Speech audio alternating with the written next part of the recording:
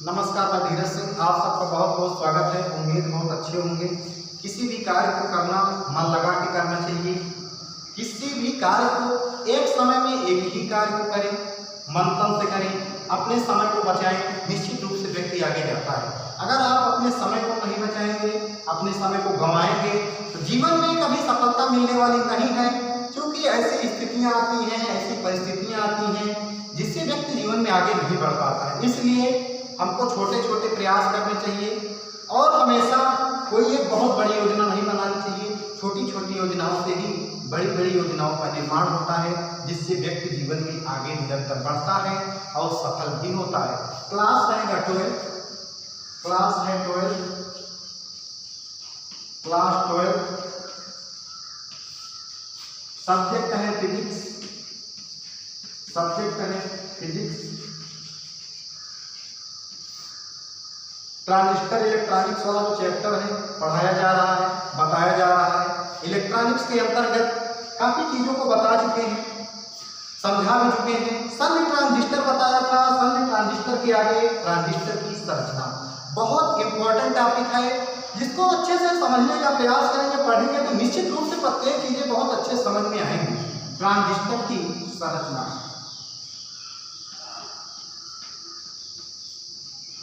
Transistor की संरचना, transistor की संरचना। ट्रांजिस्टर 3 परत वाली अर्धचालक युक्ति है।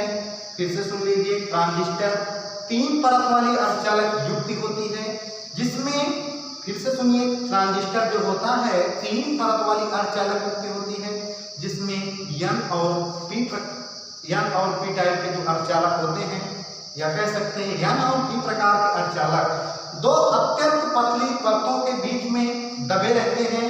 किसके विपरीत प्रकार के दो मोटे परतों के बीच में, किनारे किनारे दो मोटी परतें होती हैं, उसके बीच में N और P प्रकार के जो अर्धचालक होते हैं अत्यंत पतली परत के बीच में दबे रहते हैं।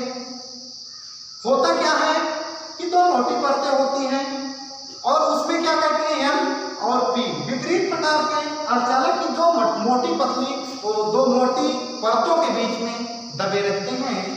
इस प्रकार से अर्धचालक 2 प्रकार के होते हैं। एक होता है NPN और दूसरा हो गया PNP।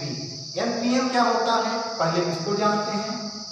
NPN देखिए, इसमें P प्रकार के जो अर्धचालक होते हैं अत्यंत 2 पतली परतों के बीच में दबे रहते हैं।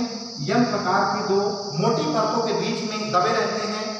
और इसमें जो P प्रकार की होती है, व्यवहारिक रूप में कह सकते हैं कि जो P प्रकार की परत होती है पतली होती है, इसके जो विपरीत परत होती है N की तो मोटी परत होती है।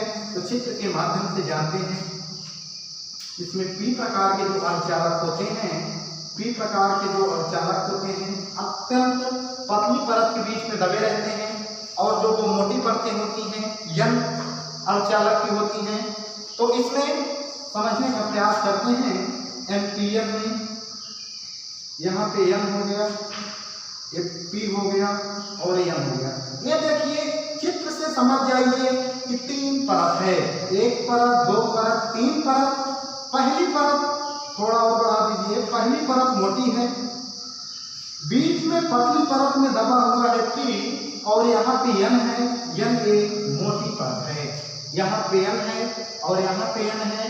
ये 2 मोटी परतें हैं, बीच में P पतली परतों के बीच में दबा हुआ है। इसको हम कहते हैं उत्सर्जक। इसको हम उत्सर्जक कहते हैं।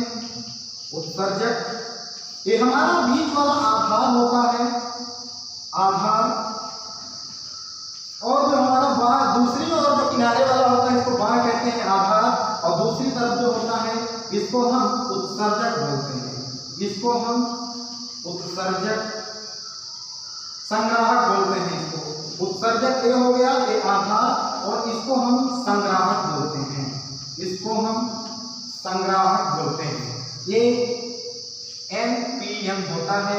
इसी प्रकार PNP, इसमें PNP जो होता है, PNP समझ लीजिए, PNP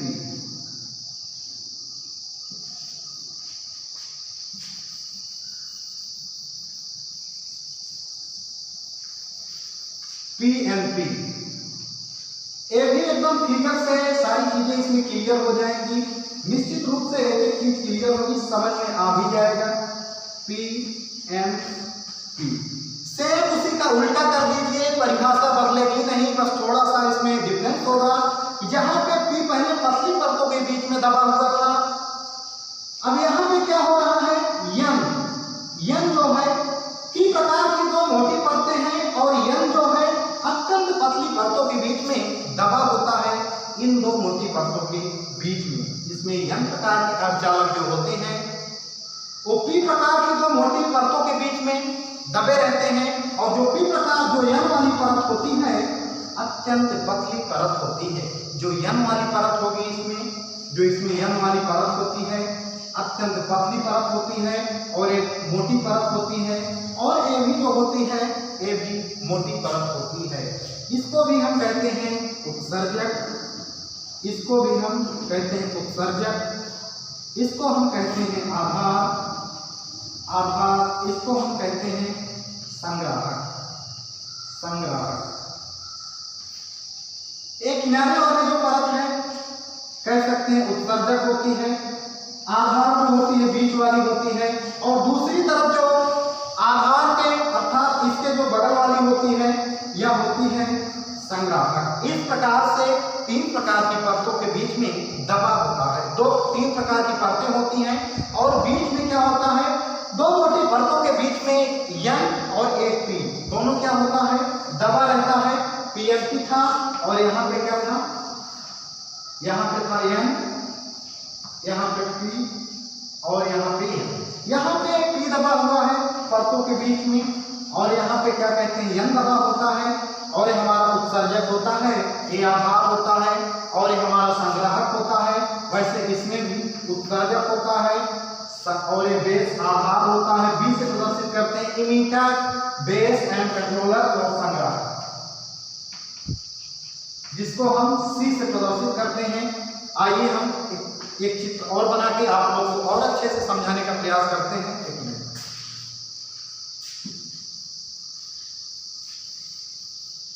अच्छे से और समझ में आ जाएगा। इसको मिटा दे रहे हैं, फिर से देखिए।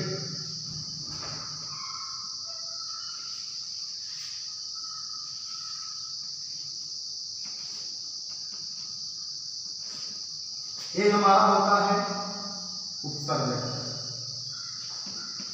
ये हमारा होता है उत्सर्जक, जिसके हम E से प्रदर्शित करते हैं, और ये हमारा होता है आधार, ये हमारा होता है आधार, इसको हम B से प्रदर्शित करते हैं, और ये हमारा होता है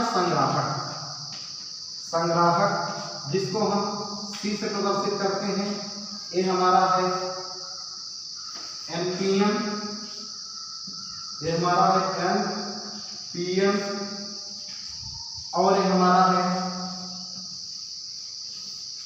PN और PNP। दो मोटी परतें हैं, जिसके N वाली अत्यंत पतली परत है, और इसमें तीन परत वाली अर्धचालक युक्त थी। भैया ध्यान दीजिएगा, जो ट्रांजिस्टर था तीन परत वाली अर्धचालक युक्त थी, लेकिन ये दो ही प्रकार के थे, पहला A था और दूसरा A था, ठीक है ना। और इसमें हमारा था आधार, और ये हमारा था बेस, और ये हमारा क्या था, संग्राहक था। इसमें भी उत्सर्जक, बेस और संग्राहक तीनों अलग अलग तरीके से उत्सर्जक, आधार और संग्राहक। इस प्रकार से तीन पतली परतों की चर्चा की गई थी, ना कि तीन प्रकार के ट्रांजिस्टर बताए गए थे। इस प्रकार से यहाँ पर दो लिखे थे, PNPN था और एक PNP था।